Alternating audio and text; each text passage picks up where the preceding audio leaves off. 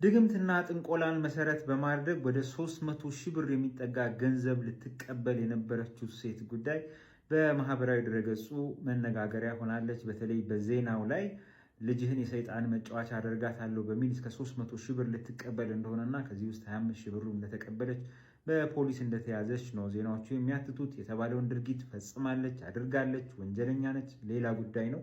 ይህን ለፍርድ ቤቶች ትተን ነገር ግን በእንደዚህ አይነቱ ጉዳዮች ላይ ህጎቻችን ምን ይላሉ በሚለው ላይ እንነጋገራለን። ባለሙያዎችም እንዲህ አይነቱ ነገር ወንጀል ነው ወንጀል አይደለም በሚል የተለያየ አስተያየት ሲሰጡ እየተመለከትኩ ነው። እንግዲህ ከጥንቆላ ጋር ከድግምት ጋር በተያያዘ ህጎቻችን እዚህም እዛ የሚሉት ነገር አለ። በወንጀል ህጋችን አንቀጽ 533 ላይ አንድ ሰው በድግምትና በጥንቆላ እንግዲህ ከድግምትና ከጥንቆላ ጋር በተያያዘ የሚደረጉ የተለያዩ ነገሮች አሉ አይደለ? ይሄ ድግምት የተደረገበት ፈሳሽ ነገር ሊሆን ይችላል፣ ብናኝ ሊሆን ይችላል፣ ውህድ ንጥረ ነገር፣ ማናቸውም እንዲህ አይነቱ ነገር ለጤና አደገኛ ሆኖ በሚገኝበት ጊዜ በወንጀል ያስጠይቃል ማለት ነው።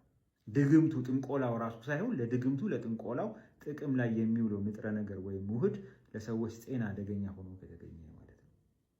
ሁለተኛው ጥንቆላን ወይም ድግምትን መሰረት በማድረግ ገንዘብ መሰብሰብ በሚኖሩበት ጊዜ ይሄ በግልጽ በወንጀል ህጋችን አንቀጽ 701 ላይ አንድ ሰው የሌላን ሰው የሌሎች የህዝብን እምነት ወይም አስተሳሰብ መሰረት በማድረግ እንዲህ አደርጋለሁ፣ በዚህ ጋር እወጣለሁ፣ በዚህ ጋር ወርዳለሁ፣ ይሄን አደርግልሃለሁ፣ ሀብታም እንድትሆን አደርጋለሁ፣ ጎበዝ እንድትሆን አደርጋለሁ፣ ከኔ እንድታፈቅር አደርጋለሁ፣ የምናቃቸውን አይነት የድግምትና የጥንቆላ ጉዳዮች መሰረት በማድረግ ገንዘብ ሰብስቦ ተቀብሎ ከሆነ በተመሳሳይ ወንጀል ነው። ስለዚህ ጥንቆላ፣ ድግምት ወይም ጠንቋይነት ገንዘብ መቀበል ካለበት ወንጀል ይሆናል ማለት ነው።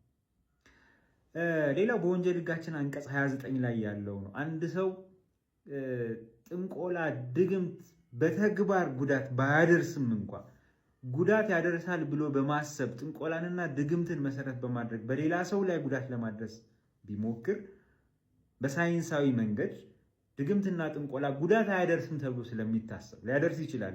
በሌላ አይን ካየ ነው ፍርድ ቤቱ እንዲህ አይነቱ ነገር ጉዳት አለማድረሱ ሊፈጸም የማይችል ወንጀል መሆኑን ካወቀ ቅጣቱን ሊያቀልለት ወይም በነፃ ሊለቀው ይችላል። ይሄ ወንጀሉን ከሚፈጽመው ሰው የአእምሮ ሁኔታ በመነሳት መስሎት ይሄ ሰውዬ ለምሳሌ በጥንቆላ ሰው ለመግደል ሙከራ ያደረገን ሰው ወይም በጥንቆላ አንዳች አደጋ ለማድረስ ያደረገን ሰው የሚመለከት ጉዳይ ነው።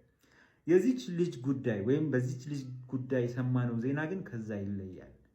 ድግምትን፣ ጥንቆላን እንደ ማስፈራሪያ በመጠቀም ገንዘብ የመቀበል ጉዳይ ነው። እንዲህ በሚሆኑበት ጊዜ ጉዳዩ የሚመለከተው በወንጀል ህጋችን አንቀጽ 580፣ 582፣ 712 እና 14 ጋር ግንኙነት ያለው ጉዳይ ነው። አንዳንድ ባለሙያዎች ዛቻ ወይም ማስፈራራቱ የተደረገው ሊያስፈራራ ወይም ሊያስደነግጥ በማይችል ነገር ስለሆነ ወንጀል አይደለም የሚል መከራከሪያ ያቀርባሉ። ነው በወንጀል ህጋችን አንቀጽ 580 ላይ ወንጀል ሆኖ የተደነገገው ሌላን ሰው በማናቸውም መንገድ ድንጋጤና ፍርሃትን በሚቀሰቅስ ሁኔታ ማስፈራራት ነው። የሚያስፈራራው ነገር በእርግጥ ወንጀል ያደርሳል አያደርስም ሌላ ቅድም ባለው ድንጋጌ ወይ የምናየው ወይም የምንመለከተው ጉዳይ ነው። ግን የግል ተበዳዩ እስከፈራ ድረስ እስከደነገጠ ጊዜ ድረስ እዚህ ጋር ጥበቃ እየተደረገ ያለው ለሰው ልጆች አካላዊ ደህንነት በጠቅላላና ለሰው ልጆች የስነ ልቦና ደህንነት በጠቅላላ ነው ጥበቃ እያደረገ ያለው።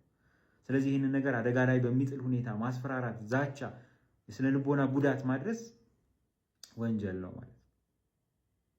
በተለይ ደግሞ ይሄንን በመጠቀም ገንዘብ መቀበል ካለ ወደ አንቀጽ 582 እና ወደ አንቀጽ 712 እና 13 ነው ማነው አንቀጽ 713 እና 14 ጉዳይ ይላል። ከብላክ ሜል ጋር ይገናኛል። እነዚህኛዎቹ ጋር ምንድነው እንደውም 582 ላይ ቃል በቃል ምንድነው የሚለው? በማናቸውም ባልተገባ መንገድ ሌላን ሰው በማስፈራራት ገንዘብ እንዲሰጠው ማድረግ ወንጀል ነው። ማንኛውም ያልተገባ እንግዲህ እቺ ልጅ በነገራችን ላይ የጥንቆላና የድግምት ጉዳይ በሳይንስ አደጋ የሚያደርስ መሆኑ አልተረጋገጠም የሚባል እንጂ በማህበረሰቡ ዘንድ ግን እንደ ማህበረሰብ ጥንቆላና ድግምት ጉዳት ሊያደርሱ ይችላሉ ተብሎ ይታመናል። በእነዚህም ጉዳይ ምንም የማያምኑ ሰዎች እንኳን ያ ነገር በተግባር ሆኖ ሲገኝ ጥርጣሬ ውስጥ እንደሚወድቁ ይታወቃል። ይሄን ነገር ነው እንደ ቱል የተጠቀመችው እቺ ሴት። የሰውየውን ወይም የቪክቲሟን ስለ ልቦና ተረድታለች። ስለዚህ ይህንን በማድረግ ገንዘብ ልቀበል ነው እያለች ያለችው። ስለዚህ ይህ ወንጀል የማይሆንበት ምንም አይነት ምክንያት የለም። ያልተገባ መንገድ በሌላ ሰው ላይ ሽብር ወይም ድንጋጤን በሚፈጥር ሁኔታ ገንዘብ መቀበል ወንጀል ነው። እንግዲህ የኔ አቋም ይሄው ነው። ተነጋገሩበት።